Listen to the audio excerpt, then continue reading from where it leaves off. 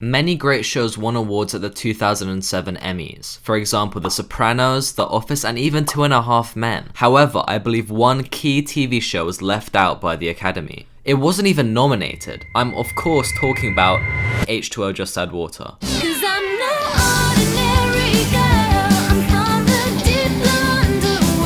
For those who've never heard of this show, it's an Australian children's drama about three teenage girls who turn into mermaids whenever they touch water. This concept is kind of dumb. I mean, do they never wash their hands? How does drinking water work? What happens when they sweat?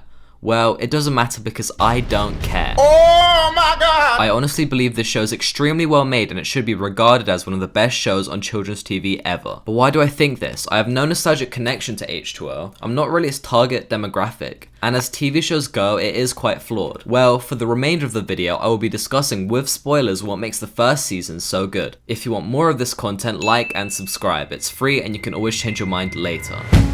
How you doing, young lady? The feeling that you're giving really drives me crazy. The year is 2006. High School Musical just came out, the song Promiscuous was blasting on the radio, and everybody dressed like this.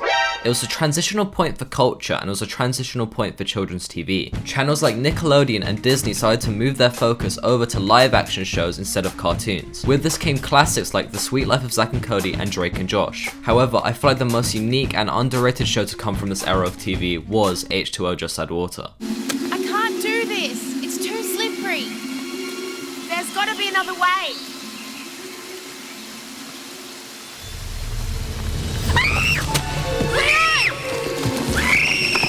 Best Picture.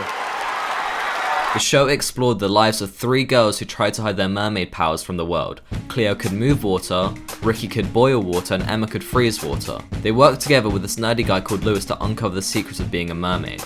And by the way, Lewis is a literal god. No other being compares to him.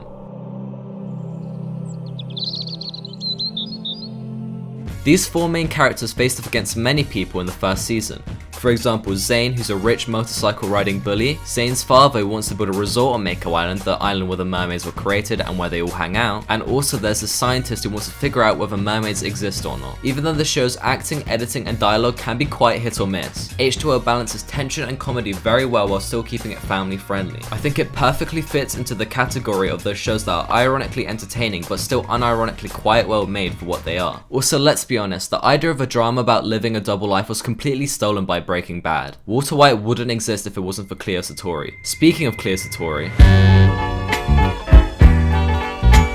Cleo is the main character of the show. She is shy, naive, and not the smartest person, but she makes up for that by being empathetic and loyal to her friends. Emma is responsible and confident but can often be controlling, while Ricky is rebellious, carefree, and sarcastic. While the dynamic between the mermaids is somewhat generic, the characters aren't entirely one-dimensional since they grow and change over the course of the show. For example, Cleo starts the show being somewhat of a dumb girly girl, but by the end of season 3 she's a lot more into science. This can obviously be seen because she's wearing glasses. Glasses equals smart, guys. The writers could have very easily made the mermaids perfect people since that would make them better role models for young girls. But instead, they each have flaws which makes the story more engaging and allows the characters and viewers to learn lessons along the way.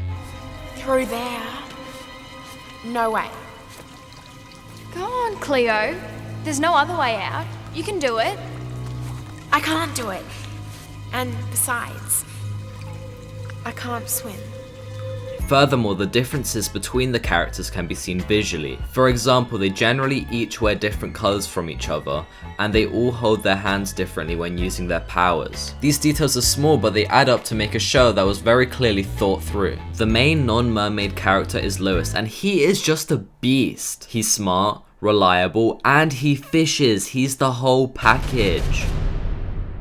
Zane is a very interesting character because he comes across as a snobbish bully at first. I mean, in the first episode he literally strands Cleo out on the ocean, but later on he has to battle with his morality and the dilemma between being loyal to his father or being loyal to his eventual girlfriend Ricky. He has a similar journey of redemption as Zuko from Avatar: The Last Airbender, only Zane is way better because he's Australian. Some notable side characters are Byron, who's Emma's love interest. He's a cool, chill guy and all he does is be cool and chill. He's the best. Let it go, Lewis.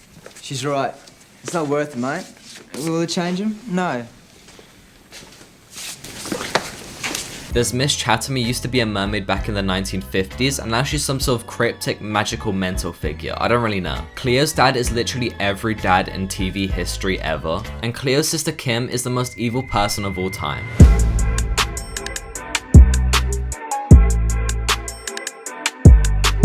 There's a recurring type of episode in H2O that often brings out the best of what the show has to offer. Whenever there's a full moon and the mermaids look into it, they start acting uniquely weird and shenanigans ensue. There are 3 full moon episodes in season 1 and they each focus on one of the mermaids. In the episode where they introduce this concept, Emma is under the moon spell. This episode is quite mid, there's nothing too special about it other than it being the first one, so I'm not going to talk about it. Have you been eating sardines? But the next one is iconic. The episode starts with the characters doing karaoke, but Cleo's horrible at it. When it's the full moon, they actually try to prepare for it this time, but Cleo still ends up getting a glimpse of it. Suddenly, whenever she starts singing, everybody finds it entrancing, to the point where every man in Australia shows up at her front door.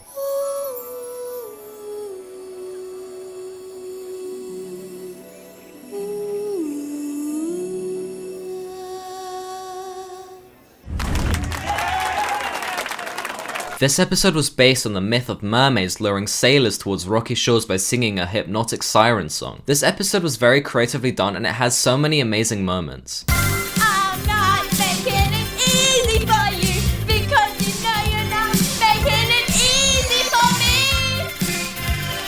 me. The third full moon episode is probably one of the best episodes of the entire show. Zane almost drowned in the previous episode, but he was saved last second. He thinks that mermaid saved his life, but obviously no one believes him. Meanwhile, Ricky is being affected by the full moon and she starts accidentally burning down Mako Island. Her not being able to fully control her powers reflects how her anger towards others often controls her. Zane travels to Mako and he bonds with Ricky over the feeling of not being understood. This works within the context of the episode's plot, but it also works within the context of the entire show. Even though Zane is really rich and Ricky is really poor, they're both the only characters in the show who come from toxic households. They can empathize with each other's emotions while knowing almost nothing about each other's actual situations. This is a great scene and it's really well acted and well written. There are other great episodes in season 1 like The Big Chill, Under the Weather and A Twist in the Tail, but I'm not going to talk about them since I don't want this video to be 40 minutes long, and I don't want to completely spoil the show for those who haven't seen it yet. You love Rihanna, but you ain't a savage.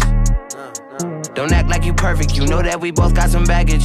Some of you might be wondering why I made this video. I'm a 14-year-old boy, I should be kicking ball and playing video game. Well, I do genuinely love this show. I watched it for the first time with my brother during the first quarantine and we had such a good time. A lot of the enjoyment does come ironically, especially when you're grown up. However, I do believe H2O is very smartly written. It's creative, exciting, funny, and it also features a lot of well-written character moments. This show is still remembered now mainly because of the memes, but I do feel like it deserves more respect. Content made for children is very important since it defines who people are when they grow up. Generally, good shows targeted at young girls are less common than good shows targeted at young boys. This is either because less are made due to a male-dominated industry, or because less effort is put into the ones that are made for whatever reason. So this show is very important to a lot of people. I feel like too many people are stuck in the mindset of, if something is like this then it's good, but if something is like this then it's bad. But I think all genres of an art form can be appreciated, you just have to be open to it. I'm not saying it's bad if you dislike something because everything is personal opinion, but the world would be a lot better place if people were more open-minded and curious, instead of being stuck in their old ways. Do I know what I'm talking about?